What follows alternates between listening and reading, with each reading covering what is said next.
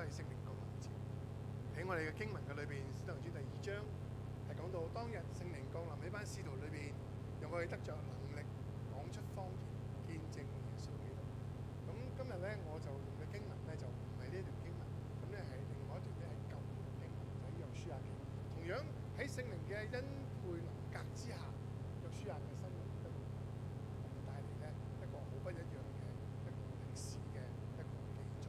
咁咧經文咧就係喺約書亞記第5章13到15節。咁咧因為頭先冇讀到啦，咁所以好簡單，大家可以睇一睇影片裏邊嘅經文。第一個故事係大家都應該好熟悉嘅故事，係講到當呢個嘅約書亞接任咗摩西嘅領導嘅棒子之後，佢帶領以色列人渡過咗約旦河，準備進入迦南。面對前邊嘅就係第一座嘅大城耶利哥城。佢面對呢一個嘅又大又高嘅城牆，佢帶領住班可以話兵散勇嘅以色列人點樣去進行呢一場嘅戰事。呢場戰事係好多時候係好艱難嘅，所以喺個時候佢就成晚都瞓唔着，於是咧就行出嚟睇下，竟然見到一個人攞住軍裝，着住軍裝攞住把刀喺佢前面經過喎。佢知道咧呢個人咧就係一個唔係普通人，佢即刻問佢：喂，你哋係做咩嘅？係幫我嘅，定係幫對方即係耶利哥人㗎咁樣？呢個嘅嚟自天上嘅神咧，一個好奇怪嘅答覆。佢冇答到約書亞嘅問題，佢即係話俾佢聽一個事實，話我嚟到係要做耶和華軍隊嘅元帥。耶和華嘅軍隊即係邊個咧？約書亞自己會帶領班以色列人，定係願意去接受呢一個帶領嘅？無論點樣，約書亞知道呢個係一個好不尋常嘅一個經歷。佢認識到呢位嚟嘅人唔係一個普通嘅人，可能嚟自上帝本身，或者上帝所差嚟嘅一個使者。於是佢就有個動作去表達佢嘅嗰種嘅順服、俯伏在地，跟住就問翻佢：咁我要做乜嘢咧？呢位嘅朋友之後話我聽：你唔去打仗，你係將你腳上都行長咗，因為呢個係神聖之日。個故事就係咁多，咁所以咧，我會前後左右咧，唔係前後左右啊，前後咧都會作一個補充咧，俾大家去明白呢段經文究竟其實咧個重點喺邊度咧咁樣。首先咧，我哋就探討一個好簡單嘅問題：究竟係時勢做英雄定英雄做時勢咧？《水滸傳》咧咁樣問一個問題，但我覺得呢個問題其實係雙方面嘅，既係時勢，亦都係英雄嘅本質。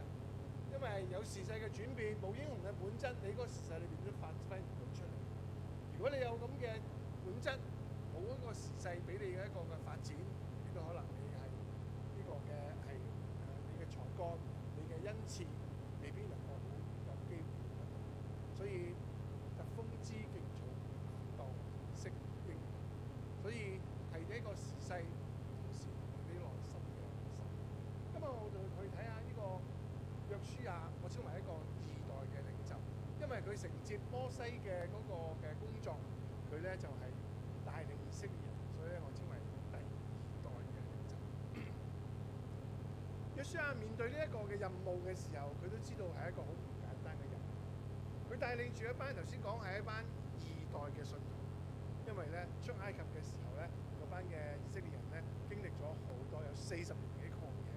佢哋因為信心嘅問題，或者係好多時候咧，屢咧係違背咗、忘記咗上帝，所以咧上帝話咧，係連摩西在內咧都唔能夠入到呢個迦南，只有迦南同埋約書亞呢兩位咧，一位信心嘅勇士啦，能夠被應許咧係繼續呢一個嘅迦南地嘅工作。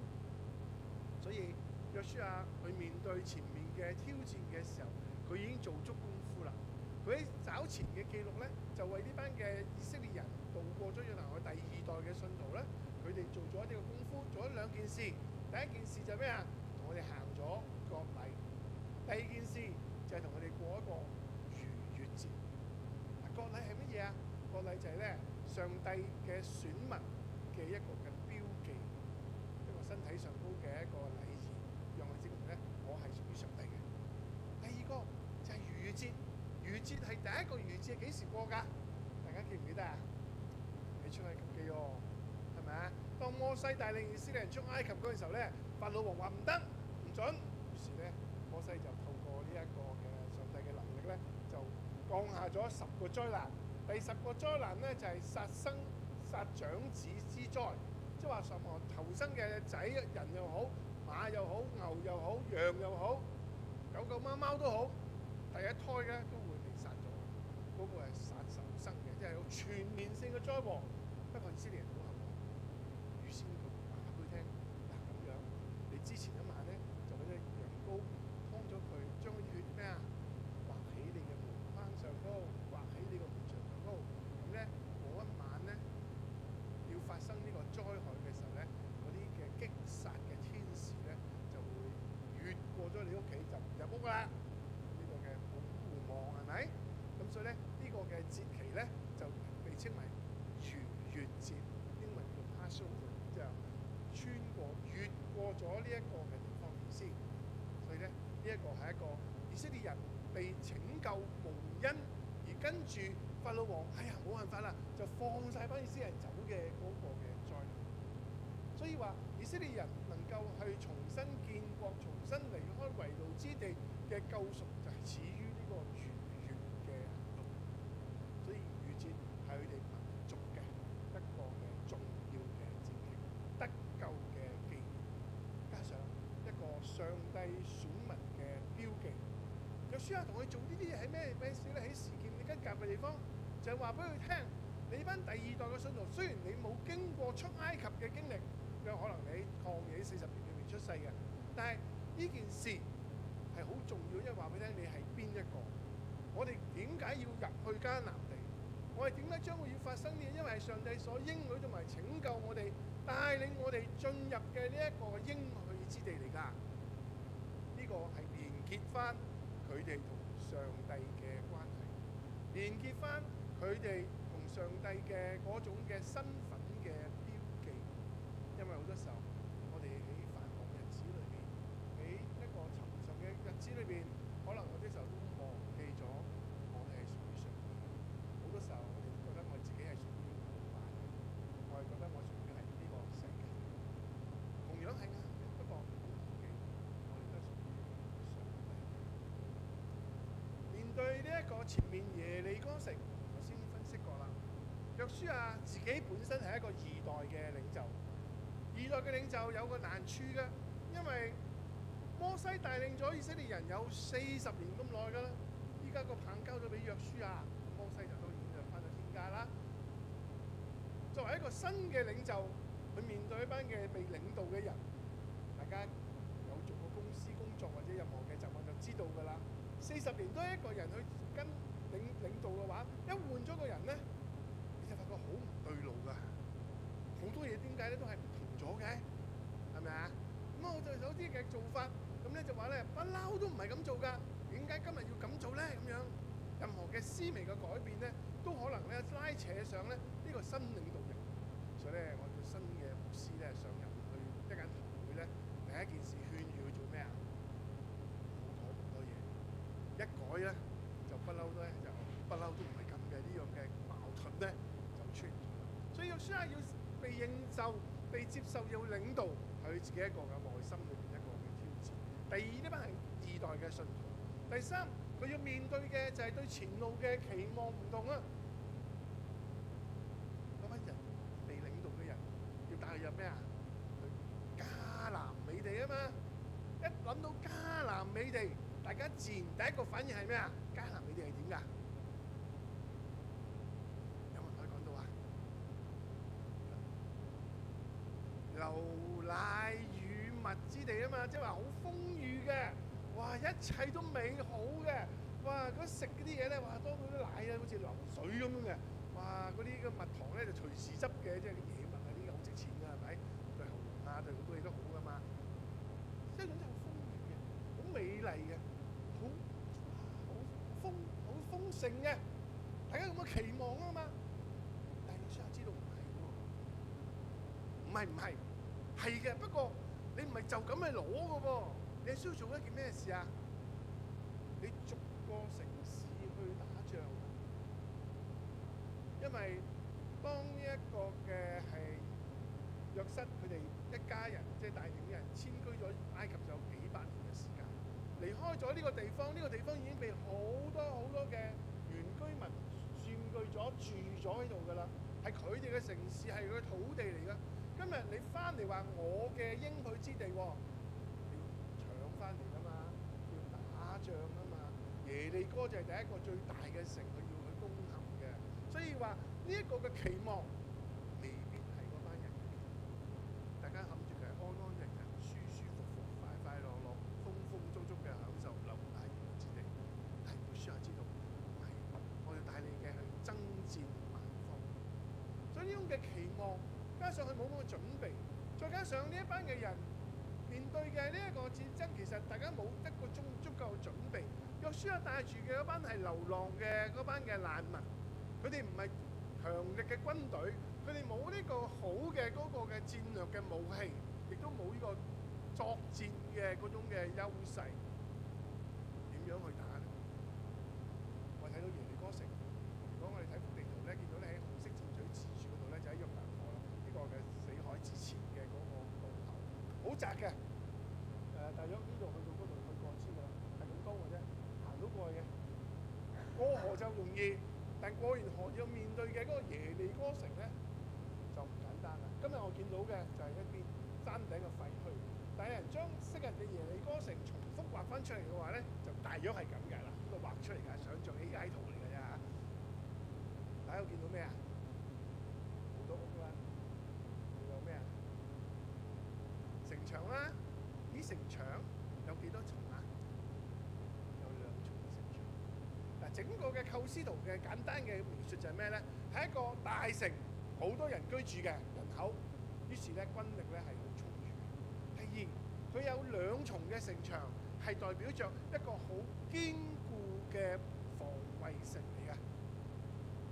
外牆、內牆要打去咧係好難，所以咧喺啲耶利哥咧，呢個係當時一個最大嘅、最強力嘅一個嘅保護嘅一個城堡。約書亞就要帶領班人去進攻。先講過啦，人嘅準備不足，訓練不足，兵器不足。而且根據一般人嘅戰略嘅嗰個分析，如果你作為進攻方咧，係好弱勢嘅，因為你要進攻人哋嘅城牆啊嘛，保護人哋嘅城牆去保護。所以話咧，你嘅兵力咧，起碼要2倍於對方防守嘅人咧，你先至有機會咧打贏仗，有機會一定去贏呢場仗。所以約書嚟講，一切都係唔理想，一切都係覺得額頭作住冇可能3個字，點打呢？人又唔夠，兵力又唔夠，咁大嘅防衛，我可以點樣做？我帶唔帶領到班以色列人去打贏呢場第一場嘅勝仗？對於我日後嘅領導力、領導嘅嗰種嘅威信，亦都係好重要。所以約書亞喺呢一切嘅煩惱之下，難怪佢聖經話嗰晚佢瞓唔着啦。因為大家都明白啦，聽日如果有大事發生，係咪啊？我哋今晚就瞓得舒舒服服。好多人都會成日都我好記得，我真係好記得，我小學畢業旅行去窩。當時去湖窩好緊要㗎，而家今日湖窩就好輕鬆嘅，因為你住嗰湖窩咧，哇幾緊張！我成晚咧，因為我帶住個足球，我負責帶住個足球去踢嘅。咁成晚咧就攬住足球喺度瞓，你成晚都瞓唔着。一早咧就喺當時住北角真係咧，搭橋巴士咧就走去港外線碼頭，成晚都瞓唔着。呢個係細路仔好細個嘅記憶。有啲之後有啲大事將要發生咧，嗰晚都瞓唔着。諗起咧結婚前嗰晚，死啦！成晚都囉攣，真係點咧咁樣，又係瞓唔着。哇！有好多嘅大事咧發生咧，嗰晚你就瞓唔着。約書亞都瞓唔着，所以都短期出嚟望一個耶利哥城，可能思考下聽日點，打唔贏又點啊？打輸咗又點咧？好多嘅前累佢嘅心靈啊，所以成晚就呼嚕嚕。但係佢就喺嗰晚裏邊咧，上帝特別嘅有一個異象俾佢睇到喎，就係喺佢面前一個攞兵器嘅人啊嘛，係咪？咁於是咧，佢第一個自然嘅反應就係咩啊？就問啦：喂，你係幫我定係幫佢㗎？就另外說：你係屬於我定係屬於佢㗎？嗱，呢個咧係約書亞所產生嘅一個好自然嘅詢問，亦都係我哋好多信耶穌嘅人好自然嘅一個嘅信仰嘅投射，係咪幫我㗎？嗱，本來喺呢一個嘅信仰嘅歷程裏面，上帝嘅嗰種嘅恩典、上帝嘅幫助係好自然嘅事。但係如果我哋將呢一種嘅幫助、呢一種嘅幫忙成為一個必然嘅話咧，咁我哋咧就可能喺信仰嘅層面裏面咧就犯咗一個病，就係我哋嘅上帝咧，只不過咧係一個我哋今日可以稱為黃大仙嘅上帝。黃大仙係咩意思啊？我哋香港人都識係咪？就係有咩啊？有求必應嗰個，即係話我求佢就俾我，唔俾我就唔靈，我就唔裝香俾佢噶啦。係上帝要幫我㗎，你唔幫我又點啊？唔滿足我嘅需要又點啊？讓我陷身於呢個所謂困難又點啊？你唔靈咯。於是上帝只不過成為咗咧，本來係高高在上嘅上帝咧，就俾我今日咧，我哋呢種嘅信念之下咧，就拉咗落嚟咧，成為咗我哋一個有求必應嘅一個黃大仙嘅。上帝本身已經被物化成為一件物件，因為佢只係幫助我嘅一個工具。呢種係好微妙嘅心靈嘅狀態，但係都係好多時候喺我哋嘅信仰上高，成為咗我哋嘅一種嘅限制。我哋總要覺得呢個上帝要幫我，唔係我信靠上帝嘅帶領，凡係佢所帶領嘅，我都係願意去接受。呢一種嘅轉換嘅關係咧，我用咗隨主服從呢個字咧，咩嘢？邊個先係決定嗰個嘅成敗得失？好多時候係我哋自己。但當我哋自己去取代咗上帝呢個職分嘅時候咧，我哋就會將上帝拉咗落嚟嘅同時，亦都將好多嘅嘢咧係變成我自己嘅問題，我嘅勝負，我嘅成敗，我嘅得失，我嘅榮譽。於是上帝嘅嗰種嘅心意咧，就成為咗我哋一個達成我嘅一個嘅。嗱，呢一種嘅信仰嘅態度咧，好多時候限制咗我哋去明白上帝更重要嘅心意，更加將可能好多不必要嘅嗰種嘅壓力放咗喺我哋自己嘅心裏細，以至到我哋感覺到吃不消。約書亞面對頭先呢個嘅處境嘅時候，當人話出我係你要做軍隊嘅元帥嘅時候，佢突然間可以有一個醒覺。原來我一路要求你屬於我，就其實係我認為係我嘅戰爭。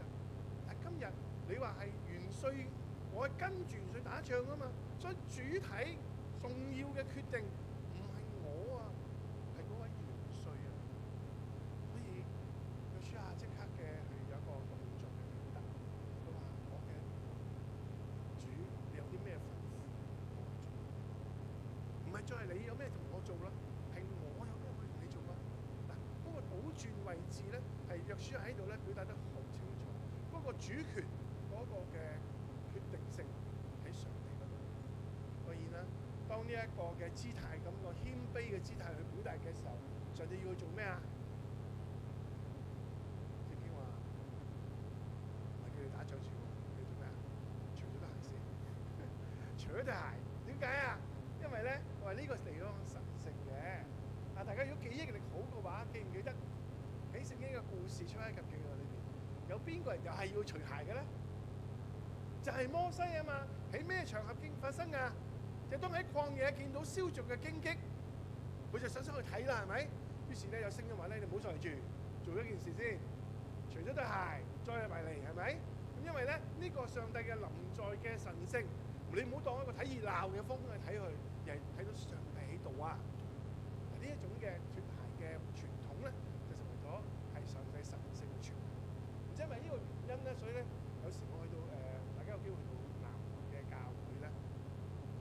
我哋講壇嘅要着得四四正正啊，着埋對鞋㗎嘛，係咪？原來咧華望嘅教會咧，講壇係唔準着鞋上去嘅喎。咁咧係要咩咧？要除鞋嘅。咁我第一次去咧就真係要上台有機會講嘢咧，要我除鞋喎。係好彩，嗰日我哋文武村嗰邊咧好論盡。咁好都好嘅，佢咧有對拖鞋俾你着嘅。總之係咧，你唔好着鞋。我相信咧，可能背後咧係呢一個傳統咧係有影響嘅，即係話咧神聖之地唔好着普通嘅鞋，要啲赤，即係基本赤腳咁樣去上去。係啊，呢個神聖嘅經歷，上帝同你相遇嘅地方，呢一個嘅相遇，呢一個嘅轉變係一個好神聖嘅轉變，係至聖嘅。所以當約書亞佢咁樣做嘅時候咧，佢係做出咗一個信仰嘅宣告。呢個宣告咧，我可以話咧喺新約裏邊咧有另外一個人咧，我覺得可以比喻嘅。呢個人就係邊個咧？就係多馬。多馬喺約翰福音裏面記載佢嗰個遇見復活嘅耶穌嘅故事，大家都有印象嗬。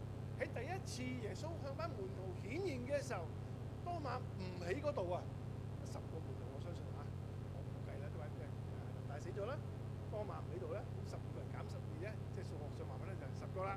咁10個門徒咧就係見到耶穌，好開心啊！耶穌同佢講咩啊？願你哋平安，我哋就開心啦，係咪？見到耶穌咯。咁但係當多馬翻嚟嘅時候咧，班門徒同佢講：喂，我見到復活嘅耶穌啦！多馬點樣反應啊？冇可能嘅，唔會嘅，除非我用手摸過，唔係我唔會信你哋嘅。當然啦，多馬本身係一個好務實嘅人，一個可能好即係科學化頭腦，佢唔會隨便相信呢個係一個事實。但係我相信點解多馬咁強烈嘅去否定呢一個嘅耶穌復活咧？我心裏我自己諗，如果我係點樣，我都會否定。係什麼啊？係嘛？係啦，女主人就好厲害啦，好似啊唔甘心，點解冇我份嘅啫？我唔好咩？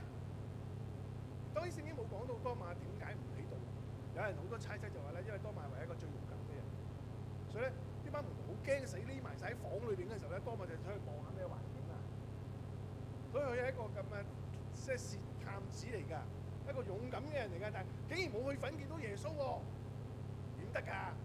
所以冇我份嘅，呢好多時候我哋唔甘心或者係點講咧？喺比較下低咧，冇我份呢樣嘢咧，好似我哋好難接受嗰件事。係嘅，係咧，感恩嘅。耶穌真係好堅實，好有心意嘅。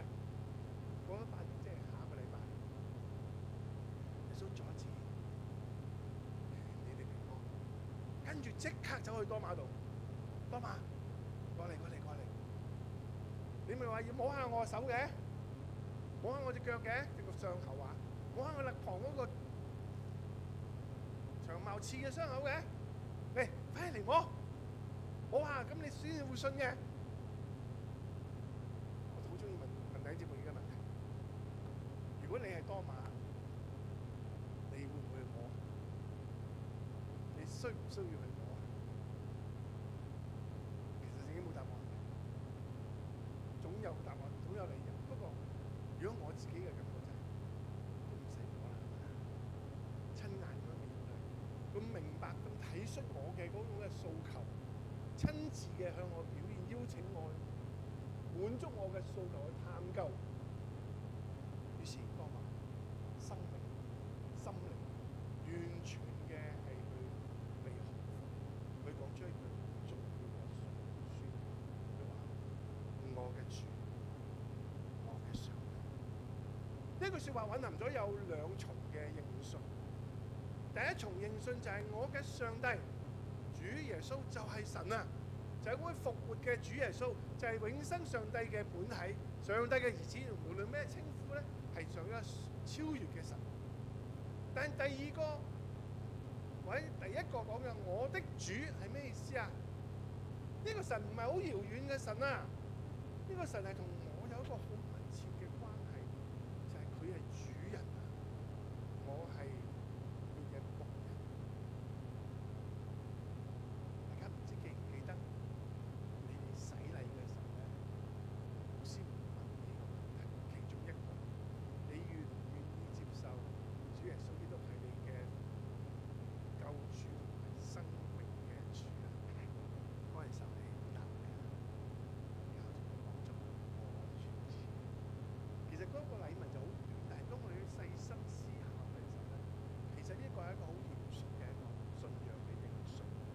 馬就話：唔單止你係神，你仲係我嘅主，我一生就要為你嚟服侍，我要跟從你，你就係我生命嘅元帥、帶領者。多馬自己一生之後，繼續咁樣去為主去做福音，相傳多馬去到印度傳福音，係俾一啲印度教嘅教徒係刺死、殉道咗喺印度。但係無論呢個傳說又好，係事實又好，都係有冇足夠嘅資訊去表達。但係多馬一生就係完完全全嘅甘心嘅，係為到服務耶穌，去將佢終身嘅奉獻，走完佢一生全部嘅過程。難唔難咧？如果我哋一般人一啲都唔難。好啦，咁我哋翻轉頭睇下，當呢個約書亞去經歷咗呢個屬靈嘅經歷之後，第二朝佢要打仗啊嘛。咁上帝教佢打仗喎，點樣打仗咧？嚟第6章開始講嗰個咧就係經文嘅，即係冇特別嘅去攞出嚟講啦。不過大家講，大家都已經記得㗎啦，係咪？點打仗啊？唔係去用啲武器、用啲雲梯、用啲攻城器攻喎，唔使㗎。上帝嘅仗咁樣打㗎。牧師帶住班詩班，帶住十字架，帶住奉獻箱，咁就帶埋所有會友，就圍繞個耶利哥城。咁咧當然啦，圍繞耶利哥城就唔喺城牆邊嘅，城牆邊俾人射箭射你㗎，一定係安全距離嘅應該嚇。圍住個城牆行一個圈啦。第一日打完啦，個城牆大嘅噃，一日行一個圈喎，我諗都幾多時間。收工。第二日，牧師又嚟過，又行一個圈。第3日、第4日、第5日、第6日，每日都行一個圈到啦。第7日一樣照行咁樣。好啦，總共行咗幾多圈啊？行咗幾個？咁第7日咧就多啲嘅，7個圈。咁總共咧加數都識啦，6加7幾多啊？13個圈啊！行完第13個圈之後，一齊做一樣嘢，牧師帶隊，大聲喧譁，號角吹響，佢有鼓就轟啦。好，牧師大聲聽下先。嗱咁樣咧就好斯文嘅，係嘛？不嬲好斯文㗎。嗱，我哋幫下佢，我哋一齊哇聲得唔得？嗱，用力，我係用丹田之氣啊，用氣去唱，哇聲落，1、2、3。夠盡力，1、2、3，哇！轟，冧咗啦！個大城耶利哥就冧咗啦，咁簡單。於是啲人作出一啲嘅解釋，似乎好科學化，但係我覺得都係好神奇嘅。第一個講法就話咧，嗰度發生地震，喺中東地方成日都有地震嘅嚇。咁啱就係地震，一震咧，震冧咗耶利哥城。當然呢個講法諗真啲好似好合理，但其實咧就好難去說服嘅。你知地震咧就係一個區域㗎嘛，咁側邊嗰啲以色列人乜事都冇，係震冧嗰個城牆。呢個真係咁點講咁精準嘅呢一個嘅震央咧都好少見。第二個講法咧就吹大風，曠野地方咧有大東風嘅。啱啱一嗌完咧，加埋佢哋嗰個人嘅行7個圈咧，嚇搞到個漩渦，個漩渦嘅氣流影響咧，住大風一吹咧，吹冧咗個城牆啦咁樣。風吹冧城牆都比較罕見，係咪？彈弓裏哭到就有啫，係嘛？吹到都有嘅，真係。又好似好科學，但係又唔知好合理。第3個我聽過咧都比較合理，但係咧諗真係唔得。第3個係咩咧？有冇聽過女高音唱歌啊？跟住會咩啊？砰一聲就爆咗個玻璃杯嘛？點解啊？因為咧，佢個聲頻啊，個頻率啊，震動頻率啊，就唱到嗰個高度嘅地步咧，就啱啱嗰啲玻璃都係嗰個震頻。於是佢嘅聲動咧，引起嗰個頻率就震動，呢個共鳴即係啪啪就爆咗啦。所以咧，聲頻咧，其實依家係現代嘅最高，即係佢最高明嘅一種武器嚟嘅。好，走去買啦。講大家一齊做咗個動作嘅，咩動作啊？大聲嗌啊嘛，就係嗌嘅呢個聲頻就咁啱，就係嗰個耶利哥城嗰啲石頭嘅嗰啲嘅頻率。於是相同頻率引起共鳴，跟住就震盪，然後就冧咗啦。都好似好科學化喎，但係其實你講得咁複雜，真係我好簡單就相信呢個係上帝嘅神蹟，簡單好多，講得咁複雜都係好複雜。但係好奇怪就係之前嗰晚約書亞諗盡辦法，費盡心思都冇把握，唔知點算嘅一場戰役，今日喺上帝嘅帶領中間，行圈嗌聲，咁就完咗佢咯噃。我覺得好奇定好神奇，但係事實上都聖經係咁樣記載。今日我哋見到個廢墟就係講咗嘅耶利哥城。所以當我哋去睇到喺上帝嘅嗰種帶領同埋上帝嘅嗰種嘅戰役，係遠遠係我哋想唔到嘅嗰種可能輕散，可能。所以問題就未必喺嗰個戰役我哋眼見嘅分析到嘅嗰種嘅難處，而係在乎我哋有冇去邀請，有容讓上帝做我哋呢場戰役嘅元帥。所以諗翻起過去咁多年，我哋教會或者直到香港都經歷咗好多嘅戰役，由社會事件計起啦，跟住3年嘅疫情，跟住我哋好多嘅教會經歷咗移民潮啦，跟住呢段移民潮之後嘅咧，跟住我哋又經歷咗好多嘅苦難啦，俄烏戰爭啦，中美呢一個博弈啦，呢一個嘅跟住就係以色列嘅嗰種嘅戰火嘅蔓延啦，中國嘅喺南海啊、台海嘅嗰種緊張，香港亦都係經歷咗好多經濟嘅人數少咗，貢獻少咗，連幼稚園嘅收生都話不足，我哋係冇辦法去繼續經歷。呢一切都係一啲好困擾嘅事。冇錯，如果我哋係單從我哋嘅眼睛去分析，呢啲都係困擾嘅事。但我哋可唔可以停一停，我哋睇下，如果由上帝去帶領嘅時候，我哋會唔會有一個另外一個唔同嘅視野，另外一個唔同嘅可能性？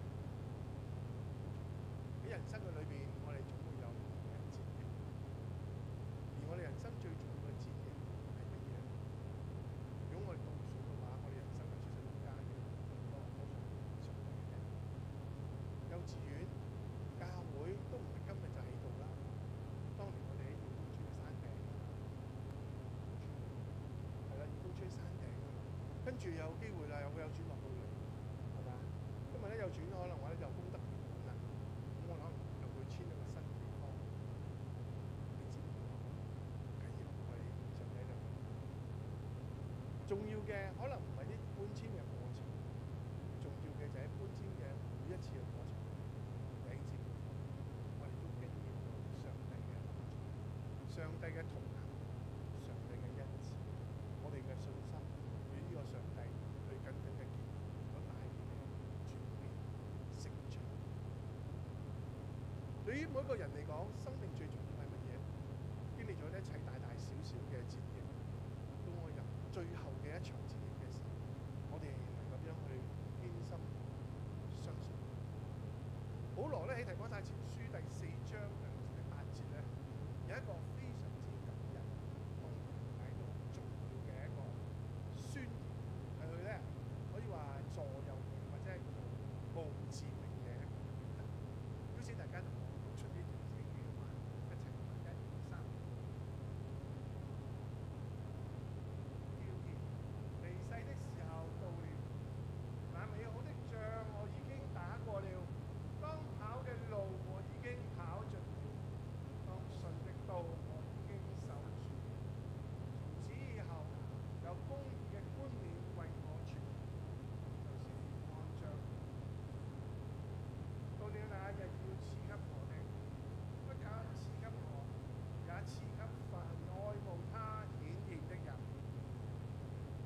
經歷咗多少嘅信仰嘅歷程，又係一個係好有恩賜嘅一個法利賽人，受過加瑪列大老師嘅教導嘅一個律法師，到成為公會嘅一個新興嘅領導人，佢要攞咗執照去捉拿基督徒，但喺大馬色嘅路上一生，佢被主嘅光照之後，生命改變。佢一個倒轉就成為咗一個上帝嘅僕人，去傳揚呢一個佢所曾經棄絕嘅耶穌。為此，佢經歷咗一生嘅顛簸，4次嘅佈道傳能，受過有棍打嘅，受過有坐監嘅，受過俾人群眾去圍去兇佢嘅，一切嘅災難。但到最後，佢喺羅馬被軟禁。佢話：我被澆奠嘅時候，即係最後一次，我唔能夠再離開你，我都再冇機會受苦。但係當我回想我一生嘅時候，我能夠咁樣講話：當打嘅仗我打過啦，要守嘅道我守住啦，要走嘅路我走盡啦，我無憾無悔啊！感謝主，保羅能夠咁樣去宣告佢一生。我相信今日我哋每一位嘅弟兄姊妹，我哋都有嗰一日，喺嗰一日裏邊，我哋都能夠帶住披著耶穌基督，成為咗我哋生命嘅冠冕，一齊嘅走完人生嘅路程，同保羅一齊去宣告：要跑嘅路我跑盡，要守嘅道我守住，要打嘅仗打完。喺我哋身邊，我哋都要經歷有好多弟兄姊妹曾經一齊信主，曾經一齊侍奉，但今日我哋不再出現喺身邊，不再出現。佢時日將會可能走咗另外一邊，放棄咗佢哋嘅信仰。就好似我一個嘅同學，大學嘅同學，個名好靚，佢女士，佢姓劉，美麗、馨香，係咪好靚？但加埋嚟咧，就叫我笑。咩啊？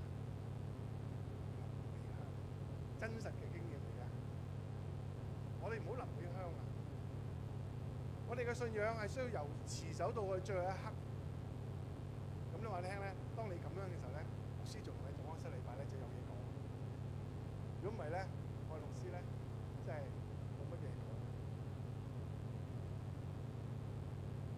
喺我之前咧有10年嘅時間咧，我喺中議會咧就承擔咗一個叫做金領事工，不過今日咧就解散咗啦，唔緊要，任務仍然再有嘅啫。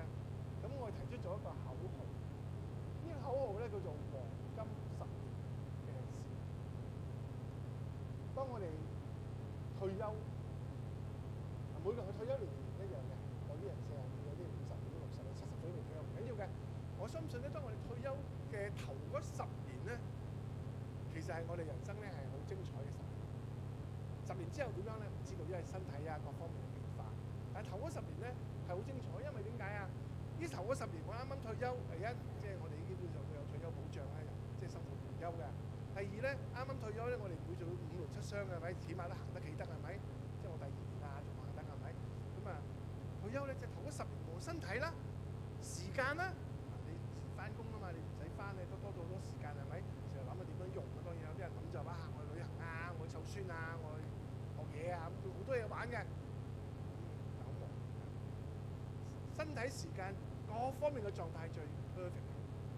唯一唔同咧就係咧冇咗嗰個人工收入咗。咁可能對教會嚟講，食得服帖喎，好啦，唔緊要喎，我哋冇錢啫，但係有咩啊？時間啊！有冇諗過呢10年點樣去最黃金嘅時間去為自己，唔好話為教會先，為自己去儲存，去準備一啲可以講嘅生命咧？有好多時候我哋工作緊嘅時候咧，可能我有啲咁嘅有個諗法就係：哎呀，我翻工啊，朝到晚都翻工，好辛苦噶嘛，冇乜時間做事，我想做都冇時間做噶啦，咁樣真嘅。好啦，退休啦，咁你有時間啦，你會唔會做咧？呢個係個選擇，一個意識嘅選擇。一個星期有168個鐘頭，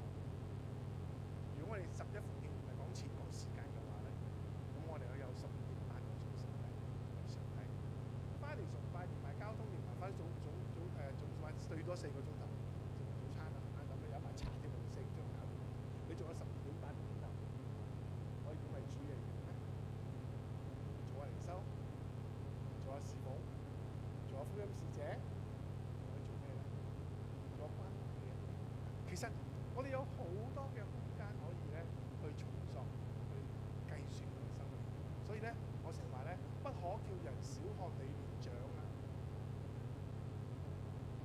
總之，愛心、信心、情義上都作順嘅，即係唔係年輕人聽嘅，係年長人都可以聽嘅。所以咧，喺10年裏邊咧，我覺得可以做好多嘅嘢。咁嗱，當然咧，我就提出咗好多嘅身心社靈嘅活動啦。咁都係有啲嘅延續，有啲唔延續。但最重要嘅就話喺呢10年嘅運作嘅裏邊咧，佢能夠充分嘅補充，或者係更多嘅擴展我哋咧信仰嘅歷程啊！心理學家咧 Erik Erikson 咧，佢講到人生8階嘛，係咪？其中最後個階段咧就講緊啲咩咧？係人生嘅一種嘅回顧同埋圓滿啊！點樣為之回顧同埋圓滿咧？簡單嚟講，我就好簡化嘅啫，不過就好複雜，我好簡化就簡單嚟講點講咧？當你諗翻轉頭，想當年嘅時候，你有冇嘢諗啊？有冇古仔可以講？如果有咧，你就可以用。如果你覺得空白一片咧，你仲需要好努力啊，即係為你自己填充翻啲嘢嗰啲內容。所以咧，簡單嚟講就話咧，如果喺外國嘅年紀裏邊，我哋有啲為主奔走、為主侍奉嘅經歷閱歷嘅話咧，其實就會成為咗我哋最年長嘅時候、最後嘅時刻嘅裏邊咧有一種嘅佢想當年嘅信主。保羅都要諗下佢過去先有得我跑盡啊嘛，打過啊嘛，係咪啊？守住有個方向嘅目標，所以讓我哋有嘢講，讓牧師講到就可以多材料。或者今日咧，我哋好興咧為啲長者咧做一個生命嘅記錄冊嘅時候咧，有豐富嘅內容咧，我哋就可以咧喺人生裏邊咧，唔好介意自己嘅10年，唔好話自己老，係可以問點樣好好嘅豐富我哋嘅生命。人生就係咁樣去走過，上帝就成為咗我哋生命嘅帶領者，唔好話我自己覺得係可以。所以喺呢10年之後，呢個人生嘅之後，我哋能唔能夠走過一個無悔嘅人生？頭先講呢個無悔嘅人生，而且可以話俾大家聽，當我哋走完呢歷程之後，我哋嘅生命係肯定會成為咗未來者嘅一個信心嘅典範。你想象一下，當我講到你嘅人生嘅生命嘅時候，呢位嘅姊妹、呢位弟兄一生信主，一生去堅心嘅信主，每日堅持嘅即係去靈修，主日崇拜嚇，推住輪椅都嚟崇拜嘅，攞住拐杖都行嚟崇拜嘅，為咩啊？因為我係信徒，我就要崇拜咯。冇俾我自己嘅限制，就限咗我自己。我九龍塘咧就好多時候咧，啲九龍塘咧就唔似你哋呢度咁好嘅，平路咁啊行到嚟嘅係咪？我哋九龍塘就好論盡嘅，要行68級樓梯先上到地下，再行咗37級先至上到禮堂，即係100幾級嘅，行唔到咧好論盡。不過好感恩，好感動，好多時候早上翻去係見到老人家咧棟住啲拐杖，一支或者2支就喺度行。我同佢講，婆婆或者係叔叔，我哋有長者車㗎噃，你可以搭長者車，唔使行得咁辛苦啊！佢哋俾我嘅答覆就係咩咧？我行得嘅一日，我都會行上。呢一種嘅朝聖嘅心態，呢種為自己嘅日子數算，你都重視珍惜每一次嘅能夠翻到嚟嘅機會，呢一種嘅信心，亦都係我哋一種信心嘅一個。我太容易放棄，太容易放低，但係當我哋係到最後嘅時候，仲要堅守嘅時候咧，呢種就係我哋一種信心嘅。每個人嘅生命走嘅唔係個個都能夠成為咗功成名就嘅一啲偉大嘅人。可能好多人都好似我咁樣係一個平凡嘅人，走完一生。但係呢一生嘅裏邊，你充滿着信心嘅故事，呢一生裏邊你充滿願意去遵從上帝嘅引領，人生裏邊就喺你身邊喺愛同恩典裏邊去度過。我覺得呢個就係一個不平凡中間嘅平凡人生嘅呢種不平凡。有多少人能夠作出呢個如此正確嘅選擇？有多少人係能夠真係以愛相係喺家庭美滿幸福子孫嗰種嘅孝順父母嘅嗰種被恩待嘅嗰種嘅美好嘅關係中間？我聽到好多就係家庭嘅嗰種出仔女兄弟姊妹之間感覺好有差異，仔女對父母係嗰個孝慈呢種實際社會裏面咧分崩離析嘅一種。今日信仰話俾我哋聽，重要嘅就係愛嘅事實，愛嘅起點就係深深沉間，互相慈愛，深深沉間。所以我哋唔一定要做啲好偉大嘅事，能夠經營到你自己嘅屋企，已經係非常之重要嘅工作。所以喺我哋人生嘅裏邊，上帝要做我哋嘅元帥，我哋要交出呢個主權去跟從佢，唔係講自己睇到嘅嗰種自己想要做嘅嘢。聖經裏面除咗係呢個約書亞記咁樣講之外咧，其實有另外一段咧，都係講同樣嘅道理，不過咧係唔同嘅表達啫。就喺詩篇第23篇第1節，亦都係咧喺呢個影片嘅下邊一段。不如邀請大家同我讀出嚟好唔好啊？耶和華是耶和華係我哋牧者，每日帶領我哋就會點啊？必不致缺乏。冇話到我哋好豐盛，但係唔會缺乏，夠。呢個夠咧係好有智慧。你要好多，等於覺得夠。你覺得夠就係豐足、感恩、滿足嘅人生。當有嘢成為你嘅滿足，你嘅生命就係滿足嘅。咁樣上帝，我哋嘅主係咁樣帶領我哋，聖靈係會進入我哋嘅生命當中，引導我哋，帶領我哋能夠好似約書亞，好似詩篇嘅作者，好似保羅咁樣。